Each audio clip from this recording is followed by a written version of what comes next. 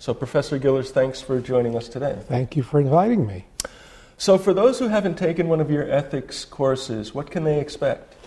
Well, a lively discussion, a range of subjects, both intellectually interesting and practical, across a 2 to 3 hour period with audience participation and real-life examples. So how do you choose the examples in your courses?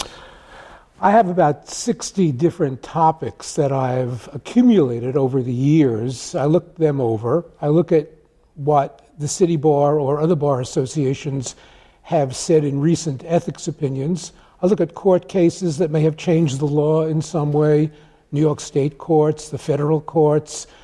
I look at law review articles, and I talk to a lot of lawyers and hear what they consider to be the issues that confront them. And all of that eventually bubbles up into a syllabus from month to month. And do you prepare your courses in such a way that people can take them more than once a year? Oh, right. I think no two courses are identical. Some issues repeat because there are changes in the doctrine.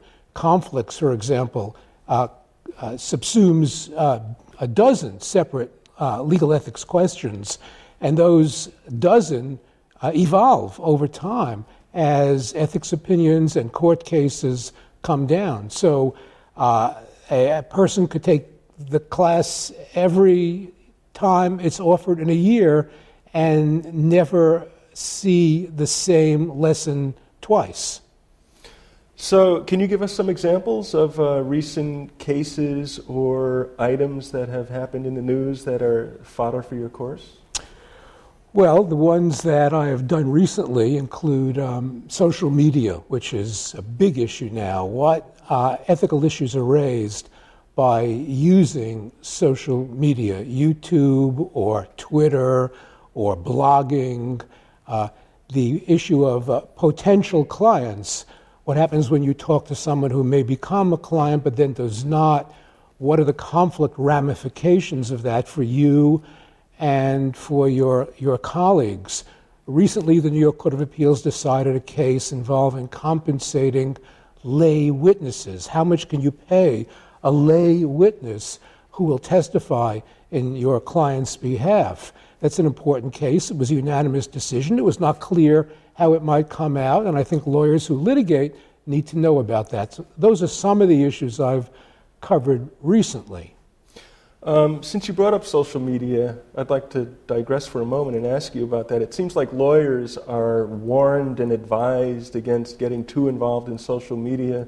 I mean, from an ethics standpoint, is it like is it a dangerous terrain for lawyers, or do you recommend that they not get involved at all, or is there a way for them to get involved safely? Yeah, it's not dangerous. There's some risk.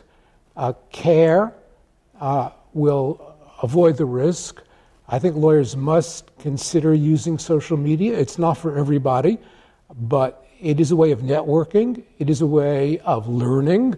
It is a way of making your availability to prospective future clients known.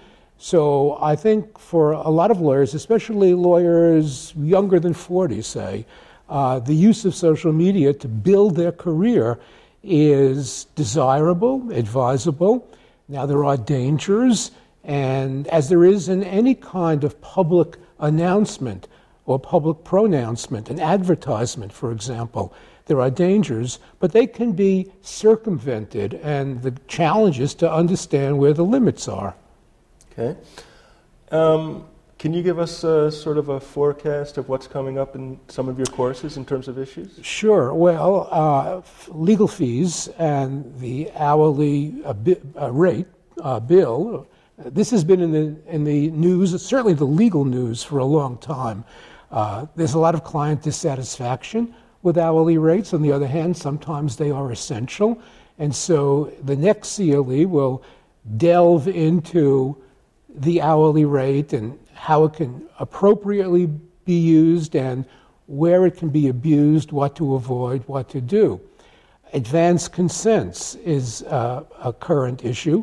To what extent can a lawyer and the client agree that certain prospective conflicts will not disable the lawyer or the lawyer's firm from representing a new client. Conflicts that cannot be fully anticipated, that's why they're advanced consents, but that can nonetheless be solicited from an informed client and enable the lawyer to accept a matter that he or she might not otherwise be willing to accept or able to accept. Okay. Let me ask you an unusual question. Do you feel that the legal profession and or society at large is becoming more or less ethical? Well, I can't speak about society at large. I think that compared with the legal profession when I entered it, there's much greater emphasis on ethical rules. I have a case book. It's now in its 9th edition. The first edition was kind of brief. There wasn't all that much to put into it. There was something, but not a whole lot.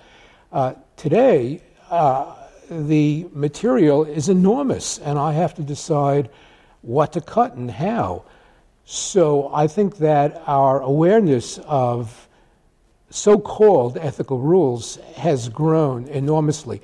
And they're not just rules of ethics or rules of professional conduct. Rules governing lawyers come from many places. They come from statutes, and they come from cases. And even the ethical rules are not really ethics in the traditional sense. They're rules that can get you into a lot of trouble if you violate them. So really, they're a kind of law. They're not ethics pure and simple. Right. So you've been teaching ethics courses at the CLE Center at the City Bar for a long time. What is it about the City Bar that attracts you to teaching here? Well, doing a CLE at the City Bar is different from other CLEs I do at corporate law departments or law firms. And the reason is that the audience is much more varied. You can have matrimonial lawyers and prosecutors and criminal defense lawyers and business lawyers and negotiators and litigators and in-house lawyers and outside lawyers and government lawyers. And so that's a challenge when I think about the syllabus, because not every topic will be immediately pertinent to the practice of every lawyer in the room. It's simply impossible to do that. On the other hand, I want enough of the topics to be germane to what a lawyer in the room will confront on a weekly or monthly basis, so he or she feels that it produced some practical utility.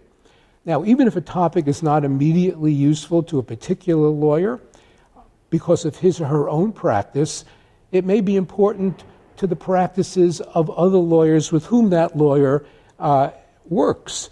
Or it may be important to the client because of the conduct of the opposing lawyer, right? So it's your job not only to stay ethical, but to protect your client from the misconduct of other lawyers. And so you need to know the rules governing them. So, for example, if we talk about criminal defense lawyer conflicts of interest, a prosecutor has to know that because it may be necessary to move for disqualification if there is a conflict that threatens the effective assistance of counsel. Or in-house counsel tend to have very few conflict problems personally, but they hire lawyers and they have to protect their client against the conflicts of the lawyers they hire from private law firms. I see. So I try to think of a melange of issues that will be at least intellectually interesting to everybody, and many of which will be germane to the practices of lawyers in the room. Great. Okay. I think that brings us to the end. Is there anything you'd like to add? No, I think that there is one thing, and that is because the room is composed of lawyers from many walks of life, many kinds of practice, one of the fun things for me is to get a conversation going. And I try to encourage people to participate. And almost never do we finish the syllabus. because as we move through the topics, people have questions that branch off into a related area. And my view is that if you're having a good conversation, you can sacrifice a topic for the depth of the discussion. And then the next time I do it, I can revive the topic I didn't cover that time. Great. And I should say here that anyone interested in taking Professor Giller's ethics courses here at the City Bar Center for CLE should check our website. That's www.nycbar.org/CLE. Professor Gillers, thanks for joining us. Thank you.